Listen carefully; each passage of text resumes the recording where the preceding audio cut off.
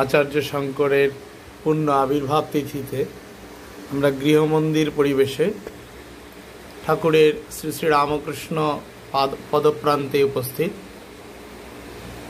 শ্রী শ্রী রামকৃষ্ণদেব, মা শারদা, স্বামীজি উপবিষ্ট সিংহাসনে, তাকে সিংহাসনে রাধা গোবিন্দ, রামচন্দ্র, নারায়ণ, শিবজি, নারায়ণ শিলা শিব লিঙ্গ, বানেশ্বর শিব, পার্শ্বদগণ, বৈষ্ণবী দেবী, গৃহমধ্যে গুরুগণ, গুরুত্রয়, মদগুরু, সর্ব বাম দিক থেকে, এই দিক থেকে প্রভু মহারাজ আছেন, মায়ের গুরু, আমার গুরুর গুরু, মা বাবার গুরুদেব, পরম গুরু। মধ্যে আছেন পরম পূজ্যপাদ স্বামী গহনানন্দজি মহারাজ, আমার মদগুরু।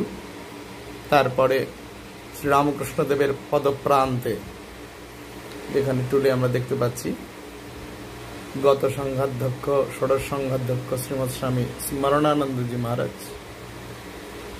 পত্নীর গুরুদেব।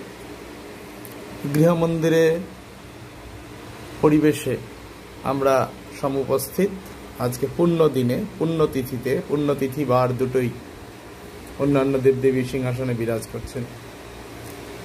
লক্ষ্মী গণেশ সহ শক্তি দেবীরা বিরাজ করছেন, এমন একটি পরিস্থিতি। হরিশমঙ্গল চণ্ডী মায়ের ঘট স্থাপিত আছে। শঙ্কর, লোকশঙ্কর, সাক্ষাৎ শিব, যিনি শিবাবতার, তার পূর্ণ আবির্ভাব তিথি। সাক্ষাৎ শিব বা শিবাবতার যাই বলি না কেন, কেরল প্রদেশের কালাডি গ্রামে যার জন্ম আমরা জানি, কেরলার কালাডি। খ্রিস্টপূর্ব বা খ্রিস্টীয় মতান্তর আছে, 8ম শতক 7ম শতক আমরা জানি, খ্রিস্টীয় এরকম কোথাও আছে। আবার গুগলেও যদি আমরা দেখি, উইকিপিডিয়া পাবো।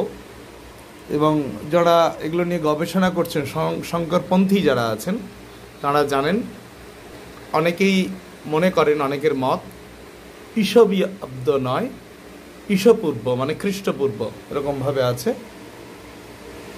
তার জন্মসাল নিয়ে মতান্তর যাই থাকুক না কেন, তিনি যে স্বল্পায়ু, কোনো মতদ্বিধা বা দ্বৈধি নেই। সেই স্বল্প আয়ু সম্পন্ন, স্বল্পায়ু কিন্তু সর্বজ্ঞ সেই মহাপুরুষ, যিনি কিনা অদ্বৈতবাদী, জ্ঞানী, মায়াবাদী এই রূপে বহুল প্রচলিত আমরা জানি। কিন্তু তার পরিচয় থাকলেও আমরা কিন্তু বেশ জানি যে তিনি পরম ভক্ত, যে